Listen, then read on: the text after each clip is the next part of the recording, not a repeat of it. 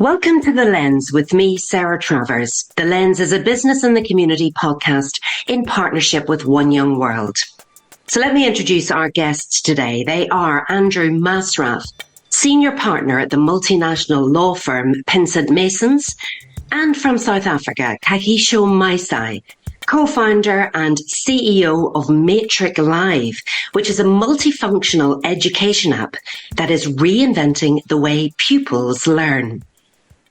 Now, in this episode, we'll be exploring social mobility, and we'll be finding out what each of our guests and their organisations are doing to have a positive impact on the lives and futures of people.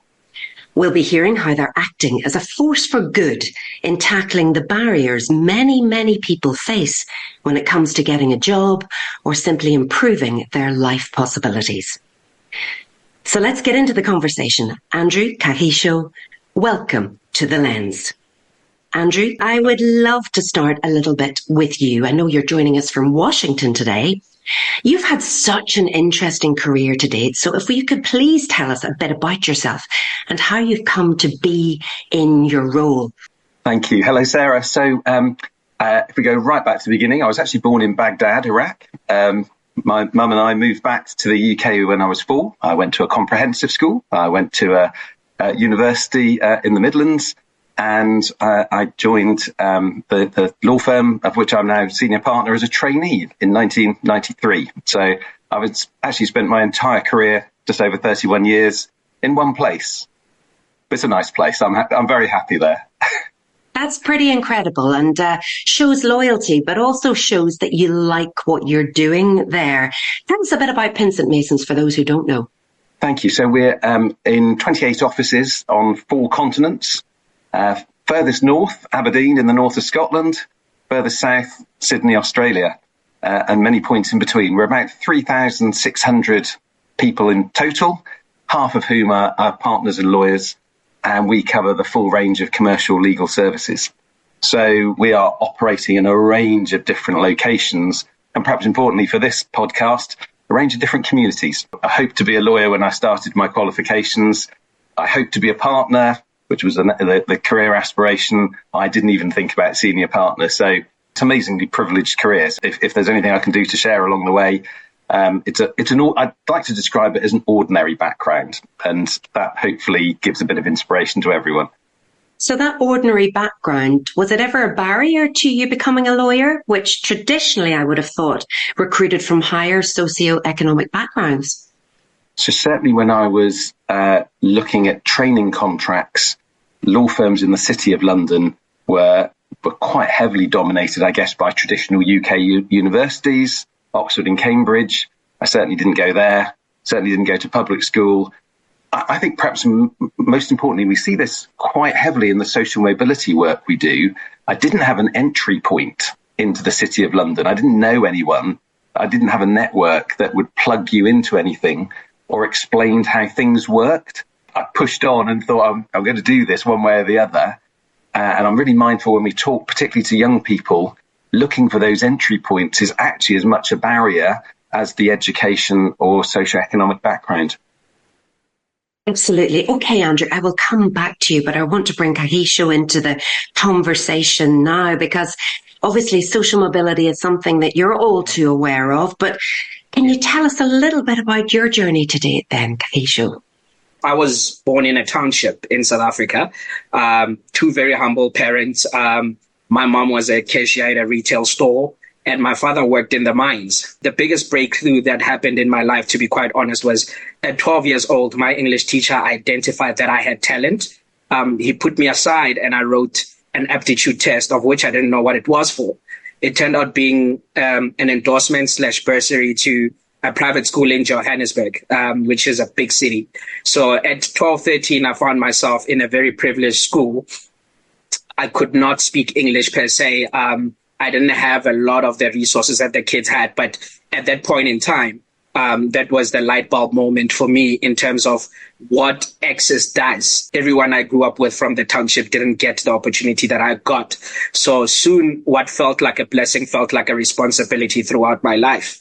I eventually finished high school. I went to tertiary, and I ended up finding myself in the financial industry. I worked in the client service segment. I worked in the product development segment, and I worked in digital strategy and marketing. I have 13 years working experience in the financial industry. However, education, knowing what it did for me, has always been something that's really important. So while I was working, I actually conceptualized the product, which I felt like if like-minded nerds in the township got access to each other, they would be less inclined to hang out with the bad friends. So we could say that I had conceptualized Tinder for nerds back in 2016. 15. And that was my first foray into product design, of course. I met my now current co-founder, Leseho, in end of 2019, 2020. He had an amazing product. In 2020, we decided to join forces while I still worked in finance. We saw our product really go viral during COVID, being used by well over 500,000 kids.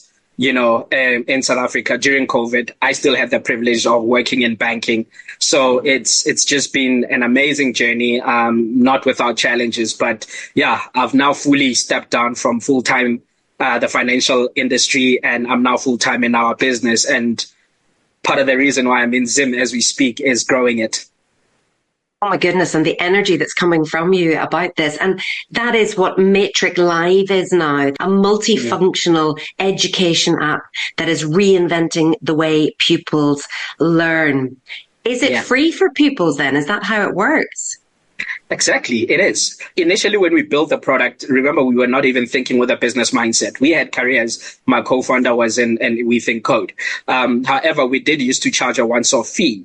And then when COVID happened, naively, we thought it was just 6 weeks long. At least that's what the lockdown that was announced in South Africa. So empathy is very important, which ties back to what Andrew even mentioned, having been through certain moments. And the first thing that hit us was a lot of kids out there in South Africa, their parents are either helpers or they work in the services industry, and they were directly impacted. Their schools don't have textbooks.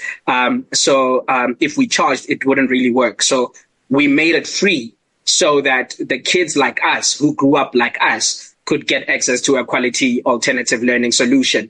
On the back of that, it ended up being a stroke of genius because within the first month of COVID, we went from about 8,000 active learners to 123,000 learners, 60% of whom were in the quintile 1 to 3 schools. So those kids without, and it's something that has now remained the ethos of how we do what we do and why we do it. And we try and create creative ways of remaining sustainable, but the platform itself to the end user remains free. Brilliant. And access then to supporting these young people in over 16 subjects. It's absolutely fabulous and great to hear all about it. Tell us a little bit about your connection with One Young World, because we always love our One Young World leaders because you're doing incredible things. Yeah, it's such a beautiful story, and it's directly correlated to why I do what I do. I mean, in 2016, I was fortunate enough to be one of 8 individuals at the bank that I worked in to be selected to represent both the bank and the country at One Young World in Ottawa. On the back of being selected, one of the key things when I got to One Young World was the fact that I was, first of all, blown away to see how my peers and people younger and older, how active they were in their respective countries and regions. That for me inspired me. And the light bulb really dropped when I went to an external breakout session at IBM in Ottawa. And when we went to the external breakout session, it was a process in design thinking. And what they wanted to solve for was keeping the indigenous kids interested in education because they saw too many dropout rates from the indigenous kids. I followed the design thinking route, and I actually ended up designing a product, right? On the back of that, I came back with so much energy. The first thing I did was raid my savings and design a product, because reality is that's where the whole matching of people that are interested in the academic journey came out of, and I could relate to that because what saved me as a kid was also the fact that I was a loner. So it just so happens that in townships, the dynamics of the planning system is that you've got one smart kid and a bunch of corrupt ones. And I said, if the smart ones or the ones with potential could all get access to each other, you would find your tribe and be less inclined to take the unfortunate route. And that was my whole theory of change on that. And it was exactly what informed the first product design. I took my savings, I mapped out a design, I put it on Fiverr, and I got a prototype of my first ever product while I was working. But it was the energy I got out of coming back from One Young World. Like, there's a direct correlation. I just came back, put my head down, and kept on working on this up until we are at the stage that we are at. Andrew, when you listen to this and you listen to the energy coming from Kagisho, does it give you hope for the future? Is this the type of person you want to recruit? Honestly, I'm going to message him after this podcast and get more details. He's amazing. I mean, what a great journey. But the energy, the drive, you raid your savings. We all need a little bit of luck and inspiration along the way. We were talking earlier about there's always going to be a person somewhere who will open a door for you. Amazing story, really inspirational. It is those, you talked about the entry points or the people then that help you get that step up that you need. And I know that's really important to you too, Andrew.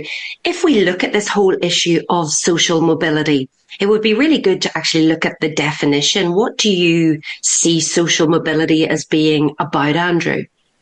So it has many definitions to many people. I think the best I've heard so far is that we're working with supporting people from under-resourced backgrounds, because it's very easy, I think, to talk about financial or social. Maybe there are other aspects to it. One way or the other, we're looking at people who don't have the resources within themselves or within their network to make the steps in the world that they would like to make. So I really like that, because you're also not pigeonholing people.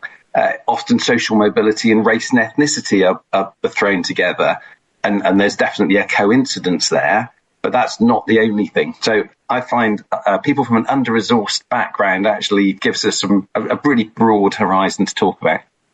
So talk to me then about what PINSENT Masons is actually doing then to help these young people who are under-resourced. I thought a couple of ideas to talk about here. One, our Pathway programme, which we started a year or so ago, and it's really about this journey with the support and then entry points that goes with it. So it's focused on UK schools. And we have projects working with our schools partners, both primary and secondary, and looking at supporting pupils through the whole journey. One of the big learnings for me is social mobility support isn't about turning up once every 6 months, doing something worthy and good, thinking you've done a good thing and going away again. It's making sure you're there through the whole journey. So for primary, we're helping with basic literacy and numeracy. As you move into secondary, it's more focused around, well, what might a career in law look like? How can we give you better career advice? So making sure people are getting support and from basic educational needs to finding these entry points. So we've engaged with over 3,700 young people across 59 schools through the Pathways programme. And the next challenge for me, we're still at that early stage, is so what happens to those 3,700? Yeah. And how many can work for us? Yeah, that's it. And measuring how successful that has been. And how will you measure that? Is it about how many end up working for PINSENT Masons? I think that's always going to be a happy byproduct. And large firms like ours do have a variety of career opportunities. We are more than a law firm. Certainly these days we have technologists focusing on generative AI. So there's a whole range of skills that firms like ours can accommodate. For me, really, and this leads on to the second interesting development for us, it's an entry point into a business community. So some of the most effective work we've been doing has been collaborating with our clients. We've worked with other financial services businesses, making sure that when summer interns come to work with us, they go and work with that client as well. So we're trying to build that wider experience of business communities and the range of opportunities that certainly when I arrived in the city, I had no idea what any of these things were. I know you said it's early days with the Pathways programme, but can you share any first-hand experiences, or can you share the impact of the work so far? We have a school debating competition every year, drawing in schools around the London office, which is my home office. And so I mentored one group of young people from a school which was only one stop away on the train from Liverpool Street Station, which is our nearest office. It was a group of, it was an entirely female class from who had Bangladeshi heritage. They had never been to the city. So when they came to our office, the experience of coming in, even that one stop, coming through the glass doors of our office, taking photographs of everyone from our reception staff to the dining rooms and what went on our legal floors. It was a world they could almost see from home. And I suppose even in the 2 or 3 hours we were together in the office, just a little moment like that changed the narrative completely. And you could see when they were then preparing for this debating competition, which if I'm honest, Sarah, would have terrified me at the equivalent age. They were debating things like, should drones be legalized or regulated? And you were debating this in front of 150 people with a High Court judge who is the overall judge. These young people performed amazingly. And I hope a little bit was based on an inspiration of, no, I belong here. I've just discovered something that I wouldn't mind exploring myself. That's wonderful. And when it comes back to you, Kagisho, for Matric Live, I know you're having a huge impact already. You've had celebrity endorsements, but even more powerful, perhaps, are some of those testimonials from parents and young people. Yeah, I mean, for me, it's exactly that. It's, Matric Live becoming viral already in COVID. It was no marketing piece of work. We were organic, just shared through WhatsApp group. And there's a parent who went on Facebook and shared what her kids were using. Her specific post was reshared over 100,000 times. That is the endorsement. That endorsement for me is everything, because this was a parent who spoke out of a situation of knowing that they didn't have access. The kids' school didn't have enough textbooks, didn't have enough study material. Some of the teachers maybe were not even digitally literate to stay connected to the kids. 2 months ago, we had 2 grade 11 kids, so that would be about 16, 17 years old learners. They came and shared with us for a week. The moment they've come across a platform, they've been using it, but they never knew who was behind it. The moment that they see like that, this is you are like me, you sound like me, you grew up like me. And the moment they sat with my co-founder and they sat with the 2 other developers and they saw the screens behind the dev, you could just see a new world was opened up to these young men. They're still young boys, they're 16, 17, but already you saying that kind of growth and development is not limited to a certain kind of demographic. It's saying that a boy from Soweto and a boy from Itsoseng can also build a proper product, a proper business that is known that we use. And what it does is that it creates the resonance. So for me, those are the key ones. It's actually making them aware that it's possible. That's all the curiosity that this generation needs. And I understand, Andrew, that you've been doing a little bit of work in South Africa too. Well, I was going to say it sounds though we should carry on this conversation because since we opened in Johannesburg, we have been supporting, it's a schools partnership in Soweto, and it's a partnership with a local school and charity. It's providing educational support. It's giving extracurricular support, so children having access to basketball, athletics, ballet. I went out to see the project a while ago. It was honestly really inspirational. A couple of my colleagues from our IT department were at the school, and I said, "Oh, what are you up to?" And the schools had laptops donated by a charity, but they don't actually have access to the internet. So in our spare time, we're coming out here to wire it up for them. It doesn't get more direct for me than that link. And I think the work that Kagisho is doing sounds like it could link into that beautifully. Kagisho, what do you say? Will you be meeting up? Definitely. I mean, so my co-founder, the story behind Lesego was that he was a naughty child in Johannesburg Secondary. He grew up in Soweto. You know, he is one of those kids. And at 15 years old, to rein him in, his mom bought him a laptop, single mother. And he went on YouTube and Googled how to create games. And that's how he learned code. So in my mind, as and when Andrew is talking, I'm just imagining all those kids in that kind of school that have the laptops, that have that, once they realize that this guy that built Matric Lab actually grew up, it might even be from the same street. Even better, once we talk about what the name of the school is, I can run analytics and tell you already how many kids in that school are using Matric Live now, because there is a strong possibility that they are. And that's the beauty of connecting the dots, you know. So yeah, it couldn't really be better. And what's next for you both in this space then, Kagisho? Start with you. Yeah, I mean, in this space, as we speak right now, I'm in Zimbabwe, right? And I am showcasing the platform to schools in the region. I was in Botswana 2 weeks ago. So my key thing is, it's a travesty right now that the sub-Saharan Africa region alone has over 108 million out of school kids that should be in school. That's an indictment on humanity. And I'm not saying us alone can address that, but I'm saying we want to be part of the solution. So the frame of mind is to now start with the other SADC regions. We have the most populated youth in this continent. And if we don't get them upskilled, we are again looking at a humanitarian crisis, because what's worse than having the biggest population of the youth is having the biggest population of unemployable youth. The only way we help is by capacitating everyone to be able to take part in the economy. And that starts with educating them. So my dream is we expand beyond South African borders and, you know, we become part of the solve, one country and one land at a time.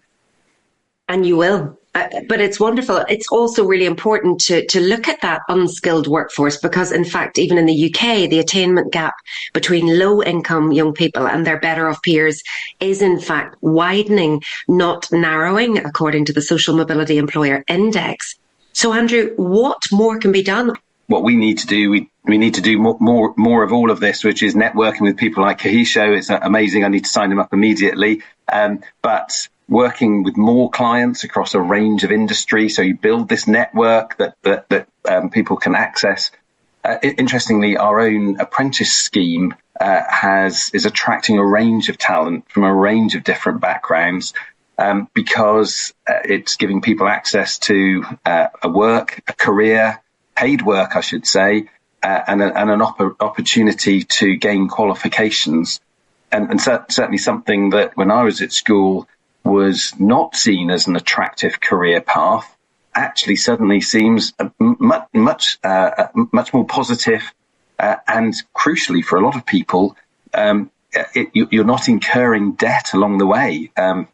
So really keen to see the expansion of those apprentice schemes or equivalents around the world, which are really brilliant at just bringing people in from those under-resourced backgrounds into an environment that actually financially would be a complete barrier at the moment for many.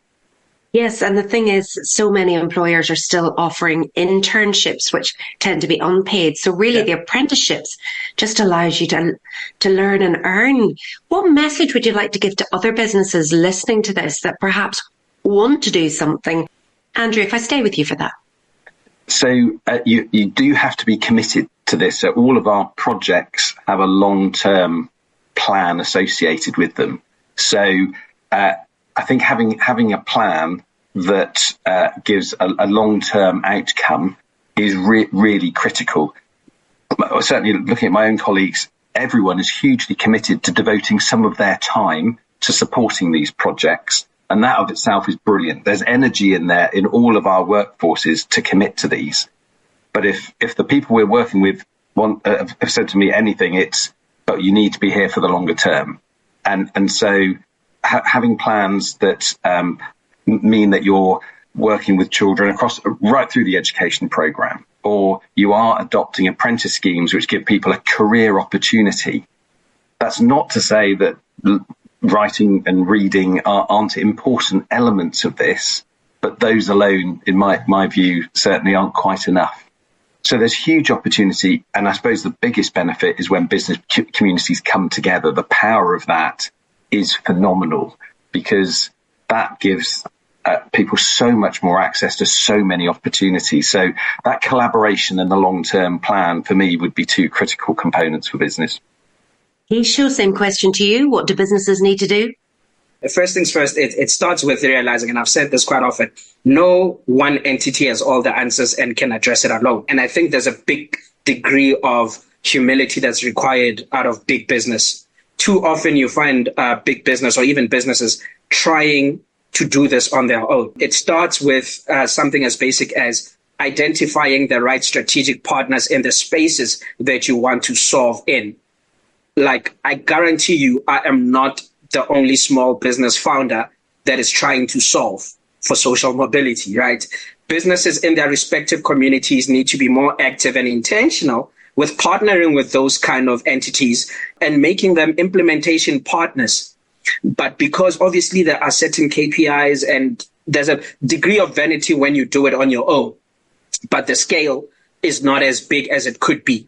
So it starts with humility. It starts with finding the right partners and realizing that together we will go further. If you obviously try to do it alone, it might get a great PR spin, but it won't be sustainable or have a long-term effect. And Andrew, we should bring in now that you've recently taken up a new role with business in the community as part of its leadership council. So that takes us nicely into what that is and what does that mean for you? I was really struck at the first gathering, the number of senior business leaders from big organisations who are devoting time for this. And that's always a sign of commitment and that tone from the top. So that for me was the first heartening thing was these businesses really mean this. And the role really is to provide that visible senior leadership and sponsorship to lead our businesses into these projects and say, this is really important for us. We're doing the right thing. There's also a business benefit here. And that senior sponsorship is really setting the tone, setting the scene for everything else that we do. It's an amazing community of business leaders.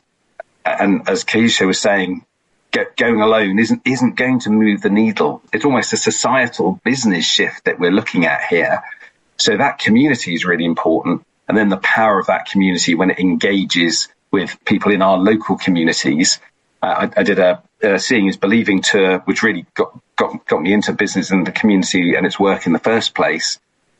Just for us all to turn up and see and hear the stories together is incredibly powerful, and there's a shared desire to do something about it. So delighted and honoured to be part of that. I would love to know if you have any questions you would like to ask each other. Kagisho, would you like to ask a question of Andrew? How soon can we meet? Well, funny you say that. I am definitely due in Johannesburg in February, so we could make a date there if you happen to be in the area. Yeah, we will talk, but honestly, for me, it's not a question. It's a word of kudos and, commending the work that you're doing. It starts with the intention, right? And I think what's clear, and again, it's also informed by your life experience. It's important to have leaders that have lived through the spectrum of life the way that you have in there, and a command to you as well as your grit, because there's one way, right? You can get to the point and then decide to turn back when you see you don't have an entry point, so we need more of that because that's how we're going to shift the dial. And I look forward to connecting and seeing what's possible together. Thank you. And I guess that's great to hear. And I suppose from my perspective, it's very easy for business even businesses collaborating to think they have the answers. So maybe not a question back, but a request, which is we're not on the receiving end of what we're trying to do. And so making sure that the people you're working with and talking to feel they have a voice to say, this is how you can help us, I always think is really powerful. I fully agree with that. Too often we tend to, especially as product creators, we tend to impose our solutions on people. And then we wonder why they don't get used to the degree that we thought that they would. And I think that's part and parcel of why we have such a strong, close connection with our user base, is to say, we even have a feedback loop where learners can contribute ideas. The product to get to where it is, I can safely say it has been a co-creation process. And I do definitely believe in having a lens that's focused on the user experience. That's how we last, if anything. Okay, so our listeners, they love to learn and they love to read and they love to listen, as we know. So if you could encourage our listeners to read one piece of research, or indeed a report or a book or something that has inspired you to be more responsible, what would it be, Kagisho? What has inspired me, and maybe there is a way in which one can convert it into something open source, but sitting down and listening to my elders and what they went through,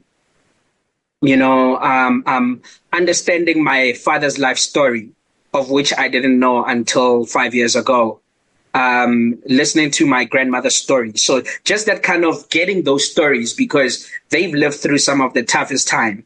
And for me, it actually turned me into a more responsible citizen. And it's given me the jet fuel I need to go on the journey that I'm going through. So we often look outward, but often the answers sit within your inner circle and inward.